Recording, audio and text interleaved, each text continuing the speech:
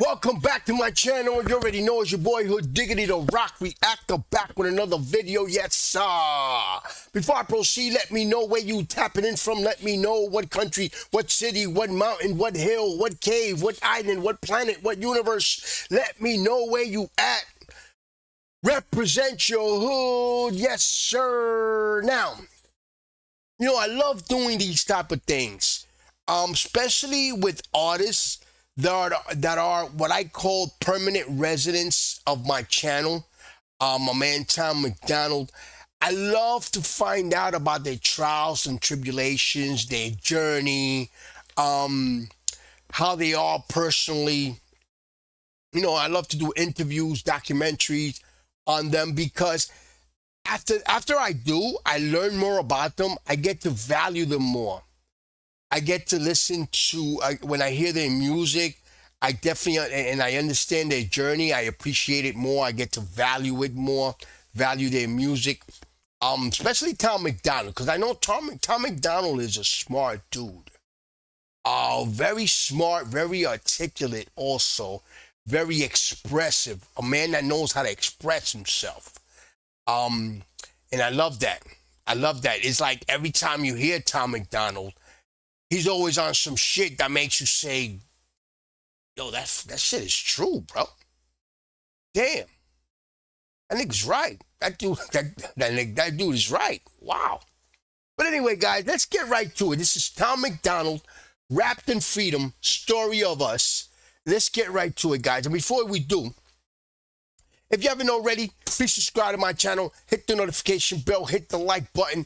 Any donations to my channel will be greatly appreciated. My PayPal account is on the description. Let's get right to it, guys. This is Tom MacDonald, Wrapped in Freedom.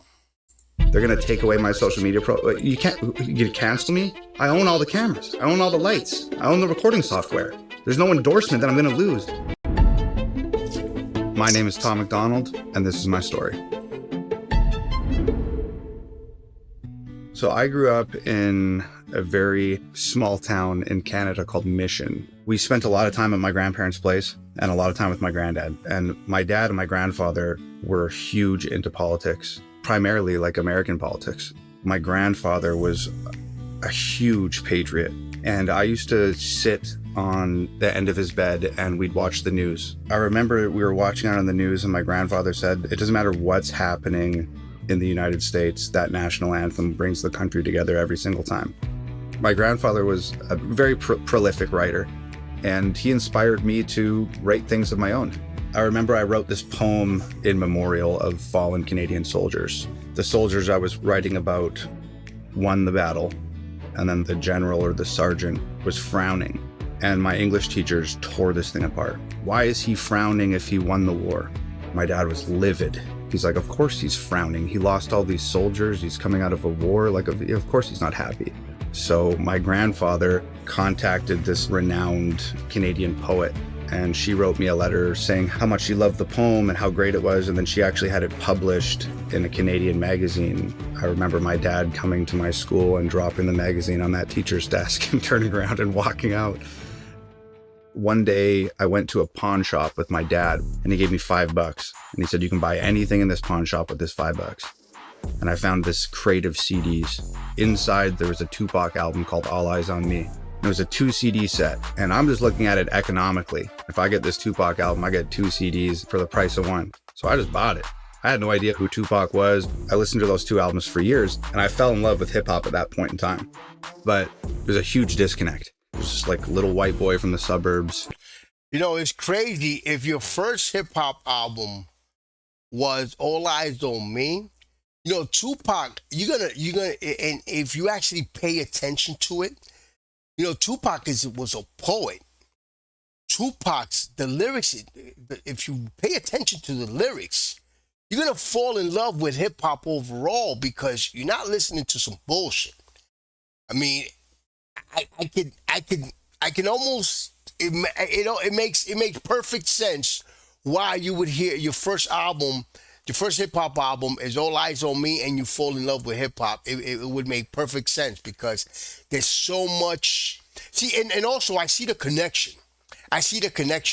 How this guy writes and in his own way. In his own way, he does have a little bit of Tupac in him.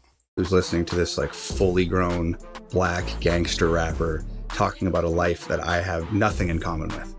So then many years later, I get on the school bus and this kid sits next to me and he's like, you got to hear this. And I'm like, what is it? And he's like, it's this white rapper. His name's Eminem. So I put on the headphones and was just totally captivated. He's got blonde hair like me. He's got blue eyes like me. And that was like the first time the light bulb went off in my head. Like, I could do that. So the poetry evolved into rap music. And I kept those songs hidden for years and years and years, stuffed in a binder inside a drawer in my room. I loved music, but I just wasn't ready to step into that arena yet. So I like took a detour. I got into construction and I was 14 or 15 years old, like being bullied by the other workers. So I thought, how am I going to work for the rest of my life and deal with this type of harassment? So I decided I'd give pro wrestling a try. And I was like, you know what? I'm going to throw the... Yeah, somebody actually said that, but it went over my head that he was initially a pro wrestler. biggest roadblock up for myself ever. I went and got tattoos on my face. I got these dollar signs on my eyelids so that I couldn't get hired anywhere. I'd have no choice but to be a pro wrestler. And that's what I did. I wrestled on all these pay-per-views with former and current WWF guys and traveled the country. And I got into a little bit of a scrap one time with one of these guys and jumped off the top rope and to do a frog splash, and I crushed all the cartilage in both my knees. My knees were so messed up that it sort of forced me out of the wrestling business. It was heartbreaking because I loved it so much. But that exit provided me with like the greatest opportunity ever. See, so that tells me that I was destined to be a Tom MacDonald fan, whether he rapped or he was in wrestling, because I am I've been a wrestling fan since I was like 5 years old. So I was destined to be a Tom MacDonald fan no matter what. I had this sort of clean slate. I had a passion for music that I wasn't able to explore up until that moment because I was so devoted to the wrestling business. So I started pulling those papers out of that binder in that drawer in my bedroom and recording songs, and that was the beginning. Hold up, guys. Let me rewind this a little bit. I missed this right here. That it sort of forced me out of the wrestling business. It was heartbreaking because I loved it so much. But that exit provided me with like the greatest opportunity ever, where I had this sort of clean slate. I had a passion for music that I wasn't able to explore up until that moment because I was so devoted to the wrestling business. So I started pulling those papers out of that binder in that drawer in my bedroom and recording songs, and that was the beginning. So I started making this music that was very reminiscent of my favorite rappers, and it wasn't working because it wasn't my story, and it wasn't what I cared about, and it wasn't what was in my heart. But I also shifted my lifestyle to be like the guys in the rap songs that I listened to. I was placing incredible amount of emphasis on how much money I was making and the jewelry I was wearing and the clothes that I had. And I became just a raging alcoholic, just partied my life away for many years. I ended up having just incredible mental breakdown and sort of unraveling of my psyche one night. The room was moving and like shifting around me. You know, I look at myself in the mirror, I don't even recognize myself. I was like hyperventilating, and I went to the doctor, and the doctor put me on Cipralex, which was not the solution.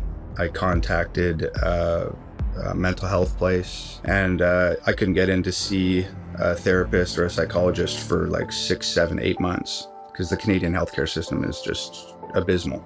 So I go to this doctor, he puts me on some sort of beta blocker, that doesn't work.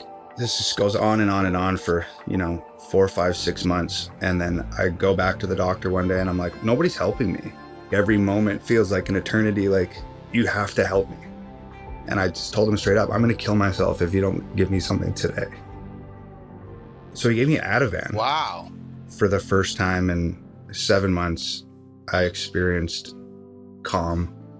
The first thing I thought was, I don't want to be on these pills for the rest of my life. I hate to say it, but the Ativan kind of like saved my life.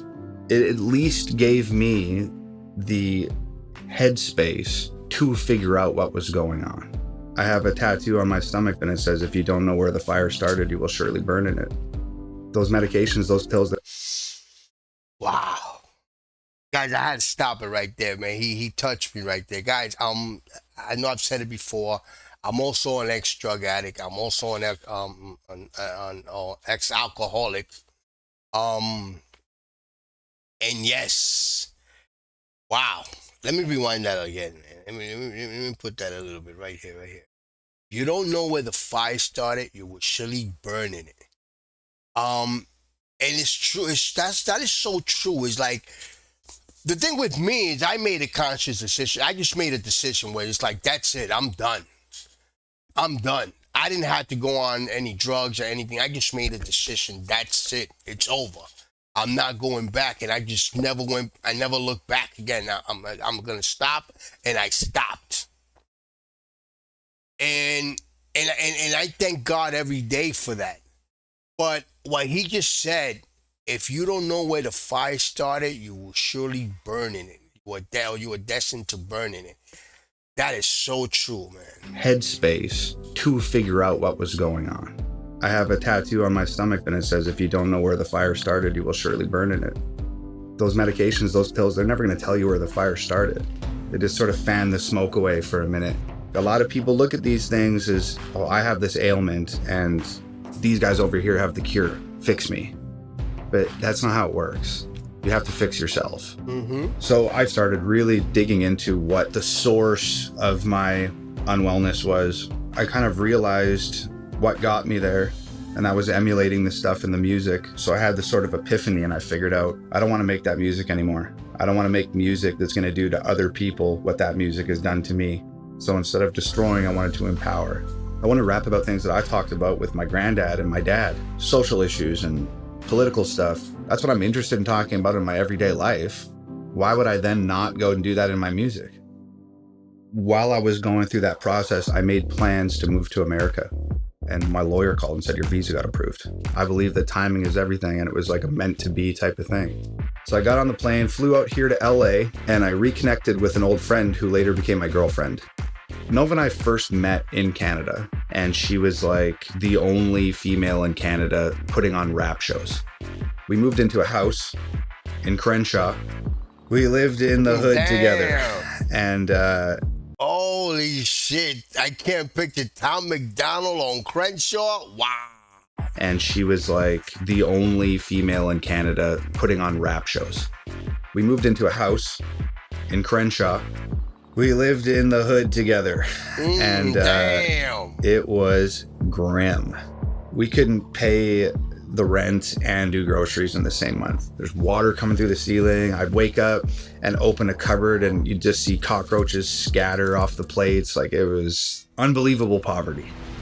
This really strange thing happened this one day where I was like sitting in the house and I was listening to the radio, and some big mainstream record label rapper came on, and I was listening to this song that was playing, and it was sort of like this woe is me, like, it's so hard to deal with all the attention I get, and it's so difficult to be this successful. And I was so offended. I was like, how dare you make a song trashing the dream that I've been chasing for years and years and years and almost died to get. So I started penning this like open letter to the guy that I just heard on the radio. At the time, I only wrote when I smoked. So I grabbed the cigarette pack and I opened it, and there's half a smoke in there. Whatever I'm writing, it's got to be done by the time this half cigarette's out. So I got like 2.5 minutes tops. I don't remember slowing down to consider what I was writing next. It just happened. I just wrote this whole song. Nova was sitting in her bedroom, and I opened the door and said, I just wrote the song that's going to change our lives. Set up the camera. I need to shoot this. So she set up everything, and it was just a gray backdrop. We had one light, and we shot the video for Dear Rappers. It's easy for these rappers who have it all. Talk about the days when they used to be sad. I guess I can't relate to being famous and wealthy. I'm 28 and still praying for the day I have a chance. I called my mom and said, Mom, I wrote a song that's going to change my life.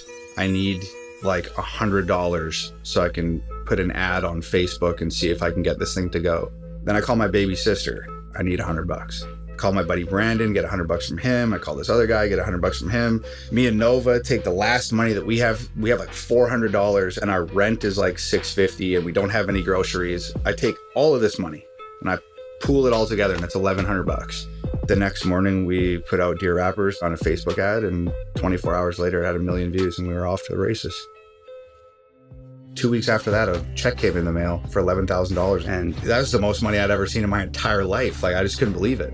And next month I get a check for $20,000, and the next month 30, and the next month 50. All of a sudden we had $1 million. Cancel culture runs the world now, the planet went crazy. Label everything we say as homophobic or racist. I rap about political topics. We won't always agree. No, I don't hate all police. Gender stuff and race stuff. I think Black Lives Matter, they think white lives matter less. And LGBTQ turned into WTF. My favorite song of my own is always like the most recent one, but I really like You Missed. They don't want an election, they got so offended by freedom that they just try killing the president. I remember being so pissed off and thinking, this moment doesn't need a song. It needs a battle cry. You missed! It's all been Nova and I from the inception of this thing. To this day, we distribute the music like totally independently. We don't have a manager. We don't have a publicist. There's no record labels, agents, like nothing. It's definitely not easy being independent, but with how anti-woke my music is, a record label's never going to let me make the songs that I've been making. The music business and the mainstream media, they all work together at creating narratives and towing the line, and anything that goes against their agenda, that's not coming out. I talk about these things, and I don't even consider myself a conservative. I think I'm just like a free-thinking person. So if they're going to take away my social media Guys, you know what Tom MacDonald is to a lot of us? Tom MacDonald is a teacher. Tom MacDonald is a leader. Tom MacDonald is somebody that a lot of people will look at and copy, and just follow his journey. Tom MacDonald is sort of like this blueprint of freedom.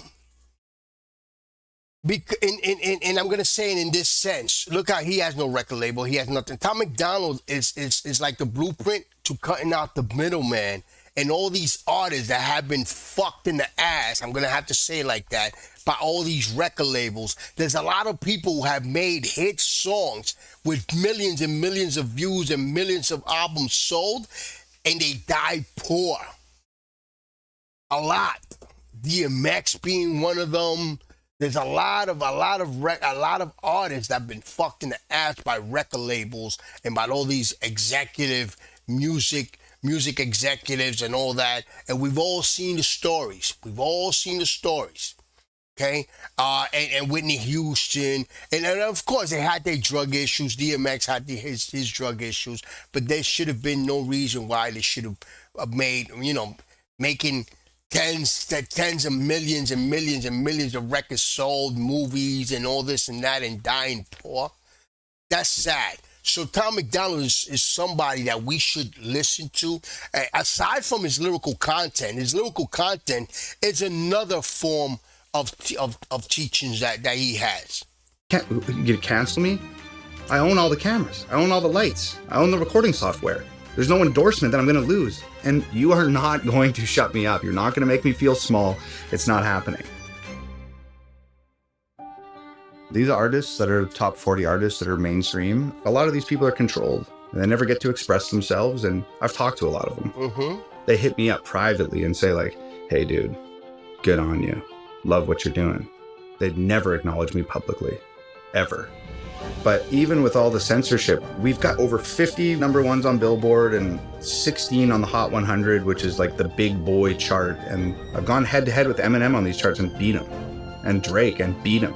There's people at record labels tearing their hair out over this stuff because they're sinking hundreds of thousands of dollars trying to convince people that these are the folks you should be listening to. And people are saying, I'm going to listen to Tom. Because there's like an appetite for real music and an appetite for truth. Just be real. That's what people want. They're getting lied to on the news. They get lied to in the paper. They get lied to on social media. Where is somebody that's just going to be honest with us? I'll do it. I don't care. I'm just grateful to be in America. After all, I came here unwell, addicted, $800 in my wallet, and built a whole life for myself and my girlfriend. It's really incredible. The American dream's still alive and well. All you have to do is live up to your potential. That's why I love this place so much. I just fell in love with the American spirit, and I fell in love with the people. And going out on July 4th and standing in the crowds and singing the anthems and watching the fireworks, it just makes me want to speak the truth even more. My dad's a big rock guy, and he told me something when I started writing rap music. Rock and roll's always been about screaming the truth at the top of your lungs. He said, you might be rapping, but what you're doing is rock and roll. Can rock on.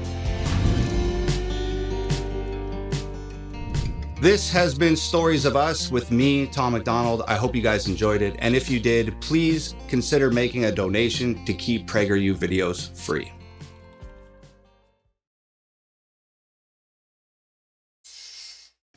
Talk about a miracle story. Talk about a story that we all should hear and just take a little bit of knowledge from this. It's just another miracle story. And what I don't understand is how is it that artists are not following the path that Tom MacDonald is following? He's the perfect example that we no longer, that artists no longer need middlemen. These music executives. I don't understand why they don't do it. Especially artists that already have money, that could already build off of that and go just strictly independent. I just don't understand. Tom MacDonald is a symbol of courage. See, he was never afraid and he believed in himself and he just kept it going. I mean, there's just so much that I can say about Tom MacDonald. It's crazy, man. And this is why I love doing this. I love knowing more positive stuff, of course. I love knowing more about art, especially their journey, how they got there. See, now I go and I listen to Tom MacDonald song, and I'm gonna look at it in a different light. In a let's say with a bigger mindset. I'm gonna have a little bit more of admiration for him, more than I already have. But anyway, guys, that was awesome. I love that. I love doing things like that. From the heart, I love doing things like that, guys. Subscribe to my channel, hit the notification bell, hit the like button. Any donations to my channel will be greatly appreciated. My PayPal account is on the description. Peace, love, and God bless.